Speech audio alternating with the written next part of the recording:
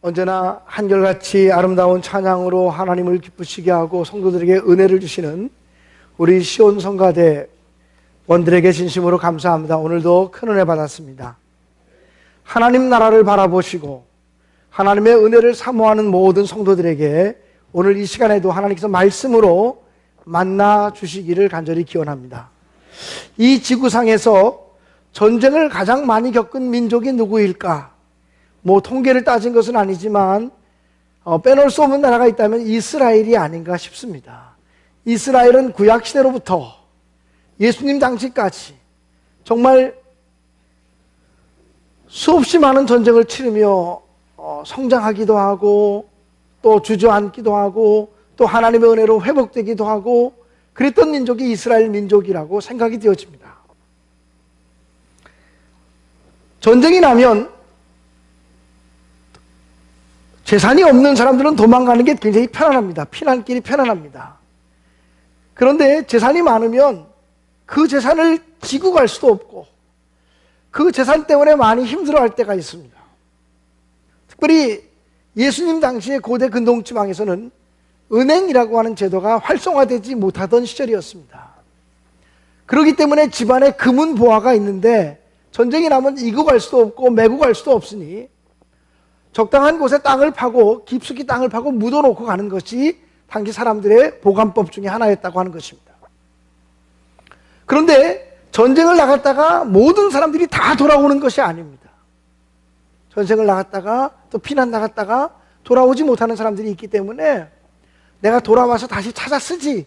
그리고 땅속 깊은 곳에 보물을 감춰 놓았지만 그 주인이 나타나지 않는 사이에 또 3번, 4번 집주인이 바뀌고 이러다 보면 땅속에 뭐가 숨겨져 있는지 밭에 뭐가 숨겨져 있는지 알 수도 없이 그 보물이 수백 년 동안 발견되지 않고 계속 가는 경우들이 허다했다는 것입니다. 그런 상황을, 문화적인 상황을 전제로 해서 오늘 비유의 말씀이 베풀어지고 있습니다. 천국은 마치 밭에 숨겨놓은 보화와 같으니 사람이 그것을 발견한 후에 숨겨두고 기뻐하며 돌아가서 자기의 모든 소유를 팔아 그 밭을 산 것과 같으니라 이렇게 말씀하셨습니다. 하나님 나라가 감추어져 있다라고 하는 사실을 성경은 이야기합니다. 또 예수 그리스도, 하나님 나라의 핵심은 예수 그리스도이실 때 하나님 나라도 예수 그리스도도 감추어져 있습니다. 하나님 나라를 발견하고 예수 그리스도를 발견하는 사람은 어떤 사람이냐면 믿음의 세계를 통하여 하나님을 바라보는 자만이 하나님을 발견하고 찾을 수가 있는 것입니다. 인간의 지식이나 인간의 이성이나 또 학문적인 것이나 이런 것으로 접근하려고 할 때 하나님은 그에게 나타나지 않고 숨어버리신다라고 하는 사실이죠. 그렇기 때문에 하나님은 믿음의 눈을 가지고 하나님을 바라보는 자에게만 펼쳐지고 열려지는 감추어진 세계라는 것입니다. 여러분, 때를 따라 우리가 보물을 발견하고도 그것이 보물인지 모르고 살아갈 때가 참 많습니다. 상담학자인 한국신학대학 교수인 정태기 박사님이라는 분이 계십니다. 물론 지금은 다 연로하셔서 은퇴하셨지만 이 정태기 박사님이 쓴 글에 보면 그분의 고향이 신안이라고 합니다. 목포에서 배를 타고 들어가는 신안 섬인데 자기 집에서 한 10분 정도만 나가면 모래사장이 있고 그 모래사장을 심리 백사장 이렇게 불렀다는 것입니다. 어렸을 때부터 어린아이들의 놀이터는 바로 그 백사장이었다고 이야기했습니다. 그런데 태풍이 한번 지나가고 나면 바닷가에 나가면 그 백사장에 이런저런 깨진 그릇들이 많이 올라와 있었다는 겁니다. 그러면 마을 사람들이 뭐라고 가르쳐줬냐면 이 지역을 항해하던 배가 태풍을 만나서 배가 침몰했기 때문에 선원들이 쓰던 그릇들이 떠돌아다니다가 우리 섬으로 들어온 것이다. 선원들의 죽음과 관계되어진 그릇이기 때문에 그 그릇을 집에다 갖고 왔다가는 귀신 붙은 그런 그릇이라서 집안에 재앙이 임할 수 있다. 그래서 어린 아이들에게 교육하기를 절대로 바닷가에서 그릇을 발견하면 만지지도 말고 집으로 들고 오면 안 된다라고 하는 사실을 배웠다는 것입니다. 어릴 때부터 무속신앙에 가득 찬 그 섬 사람들로부터 그 바닷가에 그릇이 떠다니고 있으면 그건 분명히 귀신 붙은 그릇이니까 그 귀신 붙은 그릇은 집에 들이면 안 된다고. 그리고 불문율처럼 태풍이 지나가고만 나면 그 다음날 그 마을의 어른들이 망치를 하나씩 들고 나가서 그 그릇을 다 잘게 깨트려가지고 모로 속에 파묻어버리면 또 파도가 들어왔다 나가고 들어왔다 나가면서 바다가 모래사장이 깨끗해지곤 했다는 것입니다. 그런데 1973년 목포에서 중학교까지 다녔던 어떤 사람 하나가 신안섬으로 이사를 오게 되었습니다. 이 사람은 섬 사람이 아니기 때문에 섬 사람처럼 무속신앙이 강하지 않았다는 것입니다. 태풍이 지나가고 바닷가에 나갔는데 쓸만한 그릇 하나가 있는 겁니다. 그래서 이 사람이 그것을 주워가지고 와서 마침 그 즈음에 자기 집에 개 한 마리가 들어왔는데 개밥 그릇으로 써야겠다 싶어서 그 그릇에다가 개밥을 담아서 개밥 그릇으로 사용했다는 것입니다. 75년쯤에 그 사람의 이종 사촌 동생이 육지에서 학교 선생님을 하시는 분이 있었는데 신안섬으로 휴가를 오게 되었다는 거예요. 그래가지고 바닷가에서 놀다가 들어오고 할 때마다 이 사람이 그냥 마당에만 들어오면 그 개밥그릇 앞에서 유심히 서가지고 그 개밥그릇만 계속 쳐다보고 있더라는 겁니다. 그리고 이제 일주일 정도 지난 다음에 휴가를 마치고 돌아가면서 형님 저 부탁이 하나 있습니다. 무슨 부탁인데 저 이 개밥그릇을 저한테 좀 주십시오. 그러니까 아니 더 좋은 걸 달라 그래도 줄 텐데 하필이면 이 개밥그릇을 달라 그러냐고. 아유 이 개밥그릇이 참 좋은 것 같아서 우리 집에 가서 이 개밥그릇 하면 좋겠다고 이거 달라고. 그랬더니 하고 뭐 가져가라고. 그래서 개밥그릇을 받아가지고 나왔답니다. 그래갖고 나와가지고는 목포시청 총무과장으로 있던 최원묵 과장을 찾아가서 내가 신안섬에서 이 개밥그릇 하나를 가지고 왔는데 이게 심상치 않은 도자기 같다고. 이걸 정식으로 좀 감정해달라고 요청을 했다고 하는 겁니다. 그때가 이제 75년이었습니다. 73년도에 그 사람이 이제 섬에 들어와서 그 그릇을 쓰기 시작한 지 3년쯤 지났을 때의 일입니다.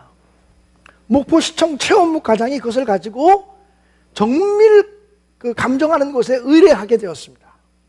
그 당시 75년이면 서울 강남 쪽이 개발되기 시작하던 초창기입니다. 이 도곡동 뭐 이런 데 말입니다. 그때 강남이 개발되어질 때 50평 정도의 아파트 한 채가 잘 지으면 2천만 원, 조금 잘 못 지으면 1,500만 원 정도 했다고 합니다. 아파트 한 채 값이 2천만 원 정도 하던 시절이에요. 석 달 정도 지난 다음에 감정평가가 나왔는데 그 도자기의 값이 3억 5천이라고 나왔답니다. 계산 잘 하시는 분들 빨리 계산해 보세요. 3억 5천이면 50평짜리 아파트가 2천만 원이면 몇 채 살 수 있습니까? 예? 17채죠. 계산 빠르시네요. 17채를 사고도 돈이 남습니다. 또 1,000만 원이 남죠. 그리고 난 다음에 그것이 바로 그 당시는 중앙정보부에 보고가 돼가지고 중앙정보부에서 해군 군함 4척이 신안 앞바다에 가가지고 그 앞바다를 삥 둘러싸고 섬 사람 한 사람도 밖으로 못 나오게 하고, 그리고는 그 그릇을 누가 주웠는지 어디서 발견했는지 사람을 찾아다가 조사하고 또 조사하고 그랬다는 겁니다. 나중에 알고 보니까 1362년경 송나라에서 2만 점의 도자기를 싣고서 일본으로 가다가 신안 앞바다 앞에 좌초한 배라는 것입니다. 마을 사람들은 그것을 모르고 수백 년 동안 태풍만 불면 그 도자기를 깨왔다고 하는 것이죠.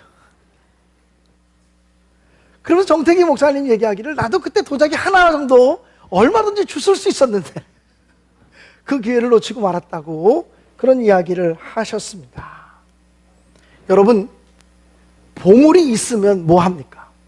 알아보질 못하는데, 보물을 보물로 알아보지 못하는데 보물을 주면 무슨 의미가 있습니까? 그래서 예수님은 거룩한 것을 개에게 던지지 말라. 알아보지도 못하는 사람에게 보물 줘봤자 아무 의미 없다, 이렇게 말씀하고 있는 것입니다. 천국은 감춰진 보물과 같다. 하나님 나라는 감추어진 보물과 같다. 그리고 그 보물의 핵심, 하나님 나라의 핵심은 바로 예수 그리스도이십니다. 예수 그리스도는 정말 그 어떤 것과도 비교조차 불가능한 아름다운 보물이요 보석인 줄로 믿습니다. 여러분에게 있어서 예수 그리스도가 정말 보물입니까? 그 무엇과도 바꿀 수 없는 보물입니까? 아니면 필요하면 붙이고 필요 없으면 떼버릴 수 있는 액세서리입니까? 많은 사람들이 신앙을 액세서리와 같이 여깁니다. 오늘은 내가 예수 믿는 사람처럼 행동해야지. 그리고 신앙인의 배지를 달고 나갑니다. 오늘은 예수 안 믿는 사람 만나니까 오늘은 나 예수 안 믿는 사람처럼 그 컨셉으로 살아야지. 신앙인의 액세서리를 떼어내고 갑니다. 여러분, 정말 우리가 예수 그리스도가 우리 삶의 보물입니까? 그 무엇과도 바꿀 수 없는 보물입니까? 이 비슷한 이야기가 또 있습니다. 1947년 봄철의 어느 날이었습니다. 이스라엘에 가면 쿰란이라고 하는 지역이 있습니다. 동굴이 많은 지역입니다. 그 쿰란 공동체가 있었던 지역인데, 그 쿰란 지역은 사람들이 성경을 많이 필사하던 그런 사람들이 살던 곳입니다. 양떼를 몰고 가는 목동을 베두윈이라고 말합니다. 베두윈 소년 하나가 그 한 동굴을 향해서 힘껏 돌멩이 하나를 집어던졌습니다. 늘 그러고 놀곤 했는데, 평상시에는 돌을 집어던지면 동굴 속에서 퍽 소리가 나고 멈춰버리는데, 그날따라 돌을 힘차게 던졌는데 쨍그랑 소리가 납니다. 이건 뭐지? 저 동굴에 뭐가 있는 거 아니야? 그리고는 이 베두인 소년, 양치기 소년이 그 동굴을 찾아 들어갔습니다. 들어가 봤더니 엄청나게 큰 항아리가 10개가 놓여 있는데, 첫 번째 항아리를 열었더니 아무것도 없습니다. 두 번째 항아리를 열어도 아무것도 없고, 세 번째, 네 번째, 다섯, 여섯, 일곱, 여덟, 아홉 번째 항아리까지를 열었지만 아무것도 없었습니다. 10번째 항아리를 여는데 양 가죽, 아주 오래된 양 가죽이 거기 두루마리처럼 말려가지고 꽉 잠겨져 있는 겁니다. 그리고 보니까 그 양 가죽에 뭔가 글씨가 써 있는 것 같았습니다. 이 소녀는 매우 실망했습니다. 야, 이거 뭐 돈이라도 들어있거나 뭐 먹을 거라도 들어있으면 좋을 텐데, 뭐까지 오래된 가죽? 이거 무슨 의미가 있나? 그래도 내가 이거 집에 가져가서 잘 잘라가지고 구두끈이나 운동화끈이나 해야 되겠다, 이런 마음을 가지고 그것을 자기 집으로 가져왔습니다. 그리고는 운동화끈으로 쓰려고 하니까 그거 자르는 것도 보통 양가죽을 자르는 것도 보통 힘든 일이 아닌 것 같아요. 그래서 그냥 2년을 묵혀두었습니다. 2년이 지난 다음에 이것이 좀 오래된 가죽 같다는 생각이 들어서 골동품을 수집하는 집에 가서 이거 오래된 가죽을 좀 팔려고 그런다고, 돈을 얼마를 줄 수 있냐 그랬더니 65달러를 준다 그래서 47년에 65달러를 주고 팔았습니다. 이 소녀는 매우 기뻐했습니다. 왜냐하면 공짜로 얻은 65달러니까 얼마나 기뻐했겠습니까? 그 고물상에서 그것을 사가지고 감정을 의뢰했습니다. 그것이 바로 뭐냐면 지금 인류가 가지고 있는 가장 오래된 성경 사본입니다. 사해 사본이라고 하는 겁니다. 1947년도에 발견되었습니다. 그래서 그 골동품 수집가가 성경을 수집하는 사람에게 25만 달러에 팔았습니다. 65불에 사가지고 25만 달러에 살았는데, 지금은 우리 인류의 유산이 되었기 때문에 수천만 달러를 줘도 그거 살 수 없습니다. 그 값어치는 수백만 달러가 아니라 수천만 달러를 줘도 그것을 살 수 없습니다. 아무리 귀한 것을 발견한들 보물을 보물로 보지 못하면 의미가 없는 거 아니겠습니까? 성경은 분명히 예수 그리스도가 보물이다, 예수 그리스도가 보화이다 우리에게 가르쳐주고 있지만, 많은 사람들이 예수님을 보화로 여기지 않습니다. 많은 사람들이 자기의 모든 것보다 더 귀하신 분으로 여기지 않습니다. 그냥 액세서리 또는 기호품 정도로 여길 때가 얼마나 많은지 모릅니다.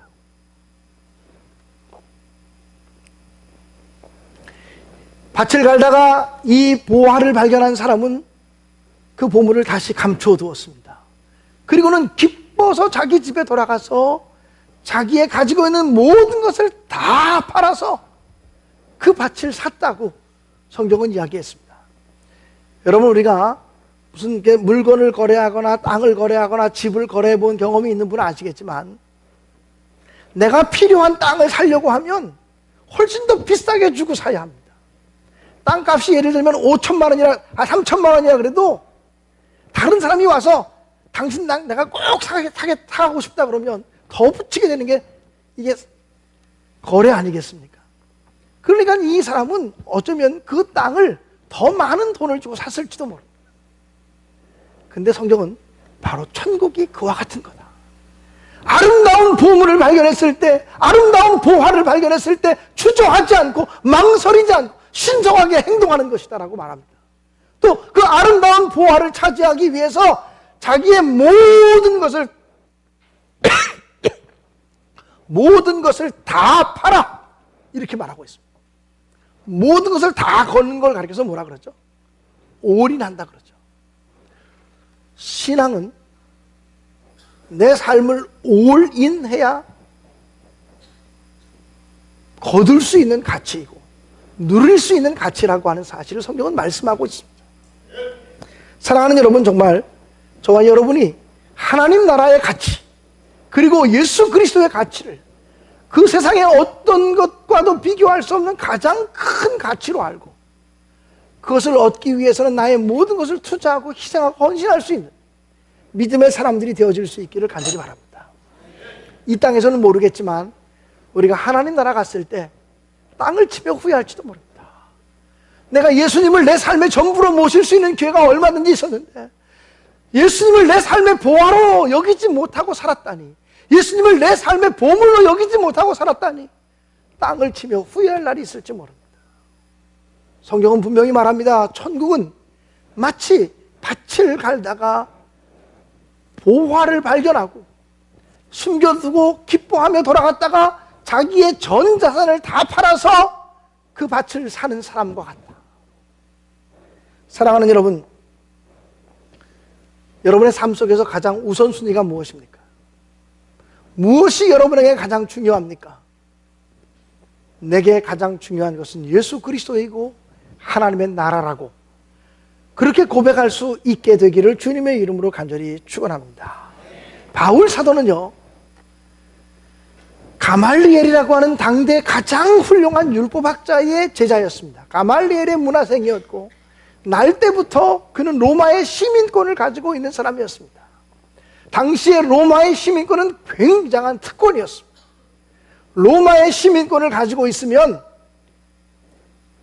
재판을 받아도 내가 로마 황제에게 가서 재판을 받겠소라고 말하면 로마 황제에게까지 가서 재판을 받을 수 있는 권리가 있는 것이 로마의 시민권입니다.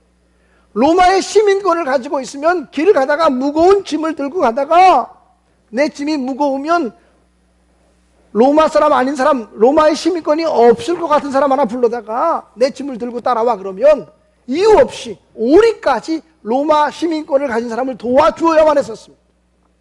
로마 시민권은 당시에 굉장한 특권입니다. 그런데 바울 사도는 예수를 만난 다음에 이렇게 고백합니다. 무엇이든지 내게 유익하는 것을 내가 그리스도를 위하여 다 해로 여길 뿐더러 또한 모든 것을 해로 여김은 내 주 그리스도 예수를 아는 지식이 가장 고상하기 때문이라고 말했습니다. 그리스도 예수를 얻기 위해서 다른 모든 것을 배설물처럼 여긴다고 그렇게 고백을 했습니다. 제가 부목사를 3년 6개월 동안 한 적이 있습니다. 제가 담임으로 모셨던 목사님은 김만출 목사님이라는 분이셨는데 그분은 이미 하나님 나라에 가신 지가 한 10년쯤 되셨습니다. 그런데 그 김만철 목사님이라는 분이 설교할 때 어떤 얘기를 참 많이 하셨냐면, 바울 사도가 배설물처럼 다 갖다 버린 것, 지식, 명예, 돈, 권력, 인기, 배설물처럼 똥 오줌처럼 갖다 버렸는데, 오늘날 그리스도인들은 그 똥통에 가서 바울 사도가 갖다 버린 명예 찾으려고 그러고, 돈 찾으려고 그러고, 인기 찾으려고 그러고, 똥통을 뒤적이고 있는 성도들로 전락했다. 그 목사님의 그 표현이 얼마나 재밌었는지 제가 늘 마음속에 기억하고 있어요. 바울 사도가 배설물처럼 버린 것들을 오늘 우리는 거기서 무엇을 얻을까 하고 거기를 뒤지고 있다는 것입니다.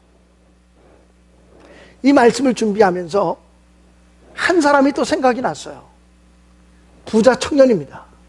하루는 예수님께 부자 청년이 다가와서, 선한 선생님이요, 어떻게 하면 영생을 얻을 수가 있겠습니까? 라고 물었습니다. 그때 예수님께서 내가 계명을 하니 계명을 지키라 그랬습니다. 그랬더니 그 청년이 말하기를, 제가 어릴 때부터 계명을 잘 지켜왔습니다 라고 고백을 했습니다. 그러자 예수님은 그 청년을 사랑스러운 눈으로 바라보시면서 말씀하시기를, 너에게 한 가지 부족한 것이 있나니 너의 많은 재산을 팔아 가난한 자들에게 나누어 주고 너는 나를 쫓으라, 이렇게 말했습니다. 그랬더니 그 청년이 재산이 많은 고로, 재물이 많은 고로 근심하며 돌아갔다고 했습니다. 그 청년은 예수 그리스도를 소유할 수 있었는데 자기의 많은 재산 때문에 예수를 놓쳐버리고 말았다는 거예요. 그 부자 청년이 지금 얼마나 후회하고 있을까요? 어쩌면 부자 청년이 오늘 신앙생활하는 우리들을 보면서 다 나하고 똑같은 사람이네, 이렇게 말하지 않겠습니까?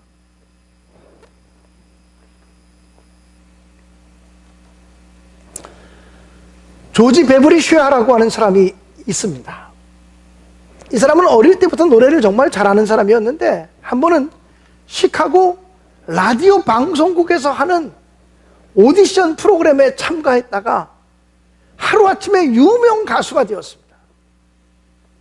그 전날까지는 평범한 사람이었는데 그의 목소리, 중후한 바리톤 목소리가 라디오를 타고 애청자들에게 들려지기 시작하면서, 야, 저렇게 아름답고 감성적이고 청아하고 중후한 저 목소리의 주인공이 누구냐. 그리고 사람들이 베브리 쉐아의 목소리에 매혹되었습니다. 바로 그 다음 날부터 방송국 이곳저곳에서 전화가 걸려오기 시작합니다. 우리 방송국에 노래 한 곡 부르러 오시라고, 출연해달라고. 이 조지 베브리 쉐아가 매우 바빠지게 됐습니다. 오늘은 이 방송국, 내일은 저 방송국, 시간을 쪼개가면서 방송국을 다니면서 노래를 부르게 되었습니다.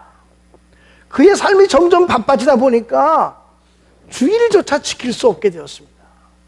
그는 주일날에도 방송국에 나가서 노래를 불러야 됐고, 주님을 위해서 예배할 수 있는 시간조차 내지 못하고 있었습니다. 어느 주일날이었던 것 같습니다.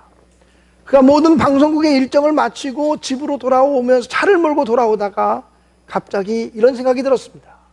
아, 오늘이 주일이었지. 내가 예배도 못 드리고 바쁘게 살았네. 그렇게 생각하는데 갑자기 주님이 오늘 재림하신다면 나를 보고 뭐라고 하실까? 주님이 오늘 재림하시면 나를 보고 도대체 뭐라고 말씀하실까? 이런 생각이 들면서 그의 마음에 두려움이 찾아오기 시작했습니다. 그 순간 그는 하나님께 결단했습니다.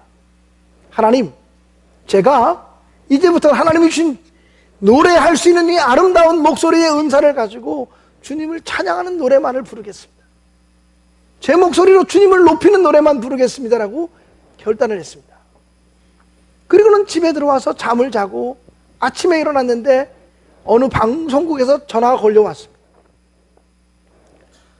조지 베브리 쉐아 씨, 당신을 우리 방송국의 전속 가수로 모시고 싶습니다. 아주 좋은 조건을 제시하면서 자기 방송국에 전속해서 출연해달라고 하는 요청을 했습니다. 그때 이 조지 베브리 쉐아가 이렇게 얘기합니다. 조금 늦으셨습니다. 저는 방금 전 다른 분과 계약을 다 마쳤습니다. 그러니까 아니 어느 방송국에서 먼저 선수를 쳤느냐고. 그 방송국보다 2배를 더 주겠다고. 우리 방송국에 오라고. 그랬더니 조지 베브리시아가 그래봤자 소용없다고. 나는 이미 방금 전에 전속계약을 다 마쳤기 때문에, 죽을 때까지 전속계약을 마쳤기 때문에 못 움직인다. 어느 방송국하고 계약을 맺었지만 가르쳐주면 안 되겠냐고. 내가 맺은 계약 당사자는 예수 그리스도시라고. 나는 예수 그리스도를 위해 살 길로 전속계약을 맺었다고 고백을 했습니다.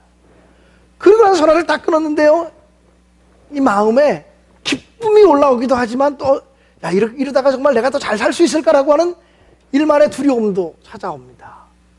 그러나 그 마음속으로 예수님 내가 잘했지요, 예수님 내가 잘했지요 이러면서 마음에 이렇게 위안을 주고 있는데, 자기 집 거실에 피아노가 있습니다. 피아노에 앉아서 노래를 좀 치려고 연주를 하려고 피아노 딱 앉았는데, 앞에 자기 어머니 친구 밀러라고 하는 어머니 친구가 자기 어머니에게 내가 쓴 시인데 한번 시를 한번 읽어봐, 그리고 준 시가 하나 놓여 있었습니다. 근데 그 시를 보는 순간 막 그 시의 그 악상이 떠오르기 시작했습니다. 곡조가 막 떠오르기 시작했어요. 그래서 노트를 가지고 펜을 가져다가 막 그 작곡을 하기 시작했습니다. 그 어머니 친구 밀러 여사가 붙인 그 시에다가 자기가 작곡을 해서 노래를 만들었어요. 찬송곡을 만들었습니다. 그 찬송곡이 우리가 늘 자주 부르고 전 세계 사람들이 좋아하는 찬송가 중에 하나입니다.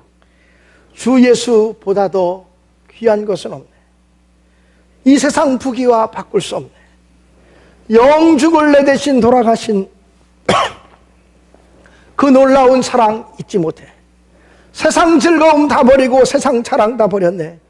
주 예수보다 더 귀한 것은 없네. 예수 밖에는 없네. 여러분, 조지 베브리시아는 이 찬송가를 작곡하면서 이것이 바로 자기 마음이라고 생각을 했습니다. 자기의 신앙 고백이라고 생각을 했습니다. 사랑하는 성도 여러분, 한 가지만 더 얘기 드리고 말씀을 마치려고 합니다.